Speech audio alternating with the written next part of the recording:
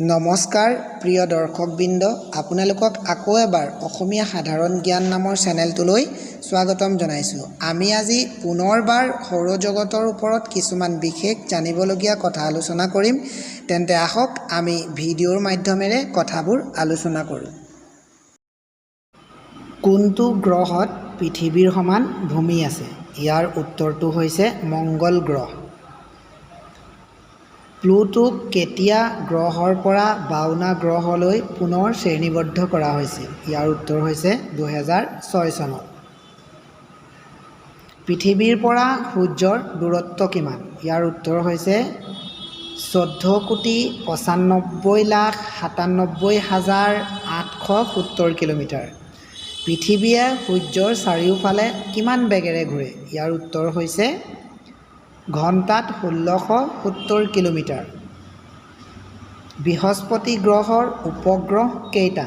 ইয়াৰ উত্তৰ হৈছে 79টা চন্দ্ৰ, তাৰে 53টা চন্দ্ৰৰ নাম দিয়া হৈছে।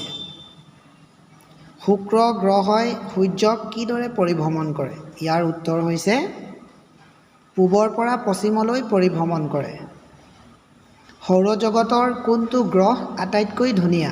ইয়াৰ উত্তৰ হৈছে শনি গ্ৰহ। সৌৰজগতৰ 52 গ্ৰহ কোনটো? ইয়াৰ উত্তৰ হৈছে প্লুটোক 52 গ্ৰহ বুলি কোৱা হয়। আকাৰ অনুযায়ী সৌৰজগতৰ গ্ৰহবোৰৰ নাম কি কি? ইয়াৰ উত্তৰ হৈছে বৃহস্পতি, শনি, ইউৰেনাছ, নেপচুন, পৃথিৱী, শুক্ৰ, মংগল আৰু বুধ।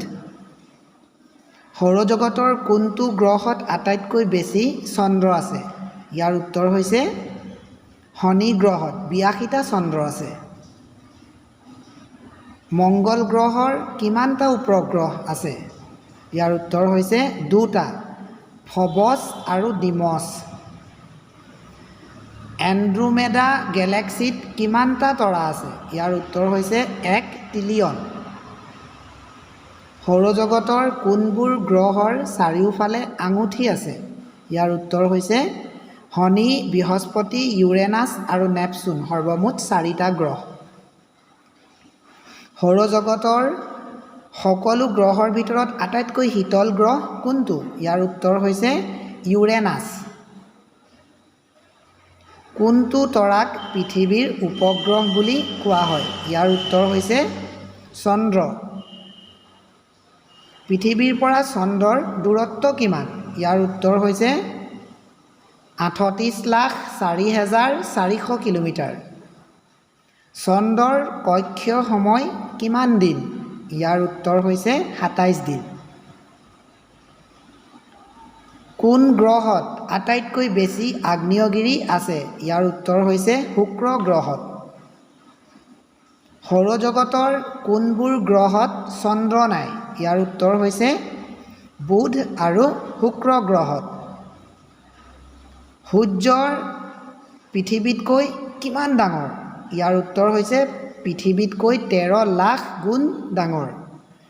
কেতিয়া হেলিৰ ধূমকেতু পুনৰ পৃথিৱীৰ পৰা দৃশ্যমান হ'ব? ইয়াৰ উত্তৰ হৈছে 2061 চনত। শুক্ৰ গ্ৰহৰ পৃষ্ঠৰ তাপমান কিমান? ইয়াৰ উত্তৰ হৈছে 450 ডিগ্ৰী চেলছিয়াছতকৈ অধিক।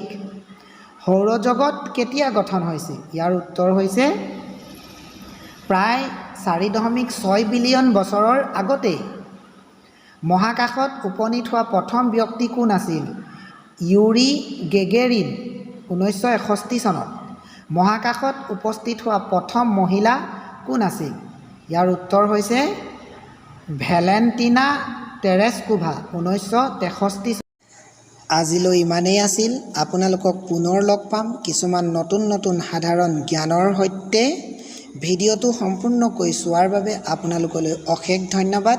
এতিয়া আপোনালোকৰ পৰা বিদায় বিচাৰিছোঁ। নমস্কাৰ।